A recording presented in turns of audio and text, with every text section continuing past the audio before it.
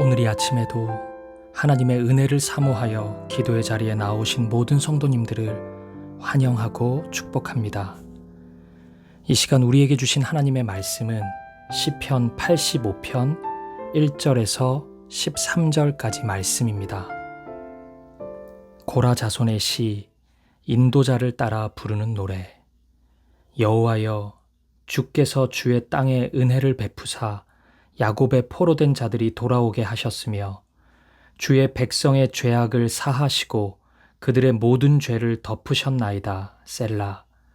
주의 모든 분노를 거두시며 주의 진노를 돌이키셨나이다.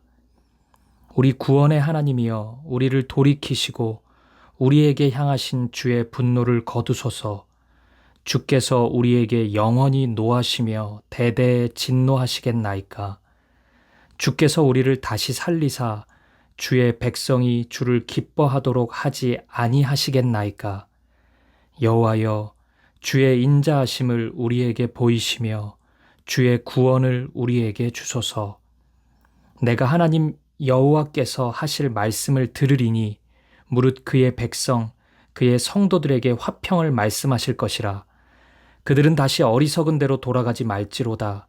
진실로 그의 구원이 그를 경외하는 자에게 가까우니 영광이 우리 땅에 머무르리이다.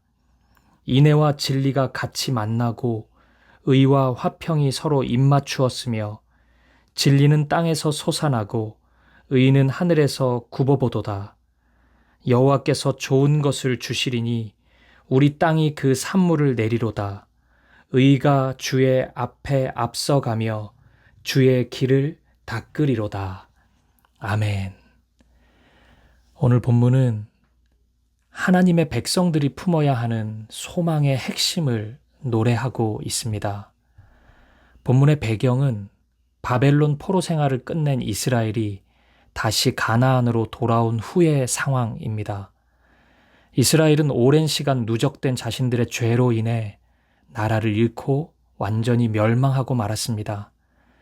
하지만 하나님의 심판은 영원한 멸망이 아닌 회복을 염두에 둔 사랑의 채찍이었습니다.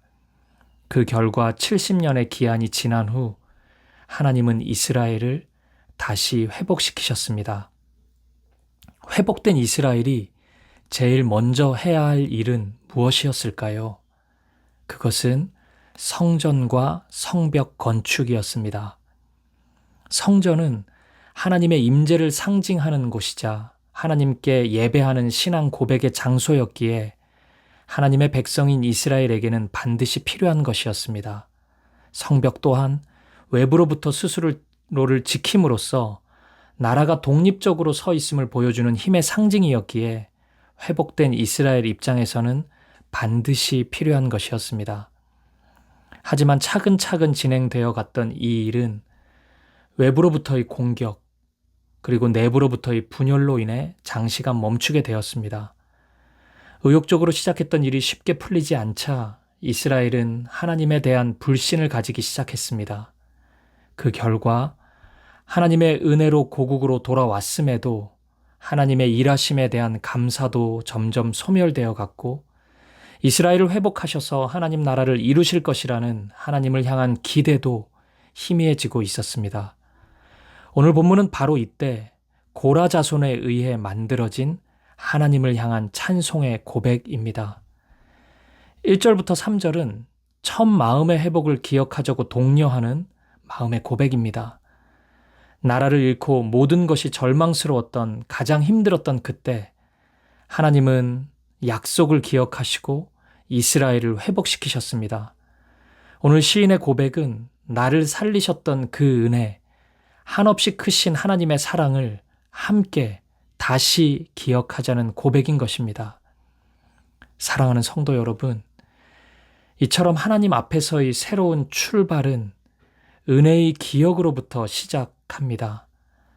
여러분의 삶이 뭔가 꼬여가고 있고 질서를 잃어버린 것 같다면 하나님과의 첫 시작을 다시 떠올리셔야 합니다. 주님과 처음 만났던 그 순간, 나에게 약속의 말씀을 주셨던 그 순간을 기억하십시오. 그래도 힘들거든 더 근원적인 출발을 떠올려 보십시오. 죄악 가운데 머물러 있던 여러분을 부르시고 사랑한다 말씀하신 그 순간을 기억해 보십시오. 죄인에서 의인으로, 거절에서 용납으로, 고아에서 아들로, 창기에서 신부로 바꾸어 주신 그 은혜를 떠올려 보십시오. 반드시 그 감격과 감사로부터 다시 시작해야 합니다. 사랑하는 여러분, 새로운 출발은 하나님을 향한 감사가 회복될 때 가능합니다. 하나님의 은혜를 떠올리고 감사를 회복하는 우리 모두가 되기를 간절히 축복합니다. 고국 땅으로 돌아온 이스라엘은 하나님보다는 상황과 환경에 함몰되어 있었습니다. 그 결과 하나님이 주신 사명에 집중하기보다는 그냥 하루하루 현실의 삶을 살아가기에 급급하였습니다. 바로 이 시기 하나님의 말씀을 대언했던 학개 선지자는 이 상황을 이렇게 말합니다. 학개 1장 3절에서 7절 말씀입니다. 여호와의 말씀이 선지자 학개에게 임하여 이르시되 이 성전이 황폐하였거늘 너희가 이때 판벽한 집에 거주하는 것이 옳으냐. 그러므로 이제 만군의 여호와가 이같이 말하노니 너희는 너희의 행위를 살필지니라. 너희가 많이 뿌릴지라도 수확이 적으며 먹을지라도 배부르지 못하며 마실지라도 흡족하지 못하며 입어도 따뜻하지 못하며 일꾼이 삭슬 받아도 그것을 구멍 뚫어진 전대에 넣음이 되느니라. 만군의 여호와가 말하노니 너희는 자기의 행위를 살필지니라. 아멘. 어느 순간 이스라엘은 하나님보다 자신의 삶에 더 집중하고 있었습니다. 그런데 참 이상했습니다. 그렇게 애쓰고 노력했음에도 풍성함을 누리지 못하고 있었던 것입니다. 학개 선지자는 바로 그 점을 꼬집고 있는 것입니다. 너희의 행위를 살펴보아라. 하나님 없이 사는 삶의 공허함을 포로 기간 동안 그토록 오래 경험했음에도 지금 또 그렇게 살고 있느냐? 왜 하나님의 일을 보지 못하느냐? 하나님께서 학개를 통해 이렇게 말씀하고 있는 것입니다. 오늘 본문 4절에서 7절은 이러한 현실에 대한 믿음의 고백입니다. 다시금 우리의 마음을 돌이켜 달라고, 진노가 아닌 구원을 베풀어 달라고 간구하는 기도의 찬양인 것입니다. 아마도 이스라엘이 이 시편 85편의 찬양을 드릴 때는 1절에서 7절까지의 가사를 반복했을 것입니다. 표제를 보면 이 시는 찬양 인도자와 함께 고백하는 찬양이었습니다. 아마도 찬양 인도자는 이 부분을 몇 번이고 반복하고 또 반복했을 것입니다. 그리고 이러한 진실된 감사와 회개가 반복되자 마침내 이스라엘의 마음은 하나님의 회복에 대한 기대로 충만해졌습니다. 그것이 이 찬양의 후렴구인 8절부터 13절까지의 내용입니다. 여러분 기억하십시오. 우리가 하나님의 말씀 앞에 다시 엎드리고 그 말씀에 순종하면 하나님은 놀라운 회복과 은혜를 주실 것입니다. 8절 이하의 고백은 바로 이 사실을 확신하는 고백인 것입니다. 인애, 진리, 의, 화평 이런 단어들은 하나님의 나라가 이루어졌을 때 경험되는 은혜들입니다. 그리고 결국 이러한 나라는 최종적으로 예수 그리스도를 통해 이루어졌습니다. 역사적으로 오늘 본문의 시는 성탄절에 많이 낭독되었습니다.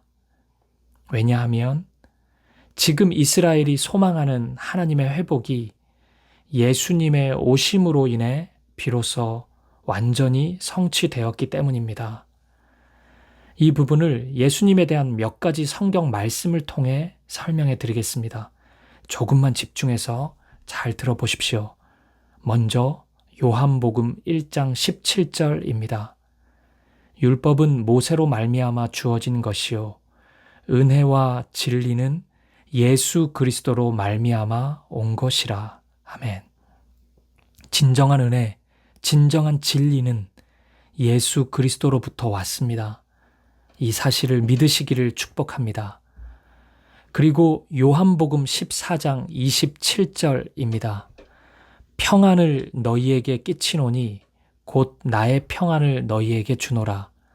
내가 너희에게 주는 것은 세상이 주는 것과 같지 아니하리라. 너희는 마음에 근심하지도 말고 두려워하지도 말라. 아멘. 진정한 평화, 화평은 세상이 주는 것이 아니라 예수님이 허락해 주십니다. 샬롬 되시는 예수님을 언제나 신뢰하고 의지하는 우리 되기를 축복합니다. 이어서 로마서 1장 17절입니다. 복음에는 하나님의 의가 나타나서 믿음으로 믿음에 이르게 하나니 기록된 바 오직 의인은 믿음으로 말미암아 살리라 함과 같으니라. 아멘. 하나님의 의가 무엇입니까? 그것은 복음에서 나타난 것입니다. 예수님의 십자가가 가장 선하고 바른 의입니다. 의로우신 예수님 안에서 참된 의를 누리고 의인으로 거듭나는 우리 되기를 축복합니다. 마지막으로 고린도전서 1장 30절입니다. 너희는 하나님으로부터 나서 그리스도 예수 안에 있고 예수는 하나님으로부터 나와서 우리에게 지혜와 의로움과 거룩함과 구원함이 되셨으니. 아멘. 예수님만이 우리에게 지혜와 의로움과 거룩함과 구원이 되셨습니다. 우리가 예수님 안에 있을 때 참된 지혜를, 의로움을, 거룩함을 얻을 수 있습니다. 따라서 여러분, 지금 이 시간 여러분이 참된 평안, 참된 사랑, 참된 진리, 참된 의를 원하신다면, 참된 회복을 진정으로 원하신다면 다시 예수 그리스도 앞으로 나아가야 합니다. 그분의 사랑으로, 그분의 의로 다시 옷 입어야 합니다. 사랑하는 성도 여러분, 오늘 하나님의 은혜와 사랑을 경험했음에도 답답하고 어려운 현실 앞에서 하나님보다 세상의 길을 걸으며 참된 만족과 기쁨을 잃어버린 분들이 있으십니까? 예수님께 나아오십시오. 예수님 안에서 하나님의 사랑을 다시 회복하십시오. 동시에 그 은혜에 대해 다시 감사하십시오. 그 은혜에도 불구하고 여전히 하나님보다 나 자신에 대해, 세상에 대해 관심을 가졌던 모습을 회개하십시오. 그리고 마침내 바로 그 순간 하나님 나라를 다시 꿈꿀 수 있을 것입니다. 화평의 나라, 사랑의 나라, 진리의 나라, 의의 나라를 소망하는 여러분들 되시기를 간절히 축복합니다. 본문 8절의 고백을 여러분들께 권면하며 오늘 이 아침 말씀을 마무리하겠습니다. 사랑하는 성도 여러분, 절대 다시 어리석은 대로 돌아가지 마십시오. 함께 기도하시겠습니다. 하나님과의 첫사랑을 회복시켜 달라고 간구합시다. 죄인인 나를 불러 하나님의 자녀 삼으셨던 그 사랑, 그 은혜를 기억하게 하옵소서. 그 은혜에 대한 감사로 살아가는 우리가 되도록 은혜를 더하여 주시옵소서. 두 번째 기도 제목입니다. 하나님의 은혜에도 불구하고 하나님보다 나 자신의 삶에 집중했던 우리의 연약함을 회개합시다. 하나님, 나를 용서하여 주옵소서. 어리석은 모든 모습을 새롭게 하셔서 주님의 기쁨이 되게 하옵소서. 세 번째 기도 제목입니다. 우리 인생의 모든 회복을 예수님께서 십자가에서 이루셨습니다. 예수님만 바라보고 예수님만 의지하는 마음, 예수님이 걸어가신 십자가의 길을 걸어가는 우리의 삶이 되기를 간구합시다. 십자가에서 쏟으신 그 사랑이 우리의 마음에, 우리의 삶에, 우리의 가정에, 우리의 교회에 강같이 흘러가게 하옵소서. 그리고 마지막으로 우리 개인의 기도 제목을 놓고 우리의 가정과 교회를 위해, 민족과 열방을 위해 한 마음과 한 뜻으로 기도하며 나아가겠습니다. 함께 기도하시겠습니다.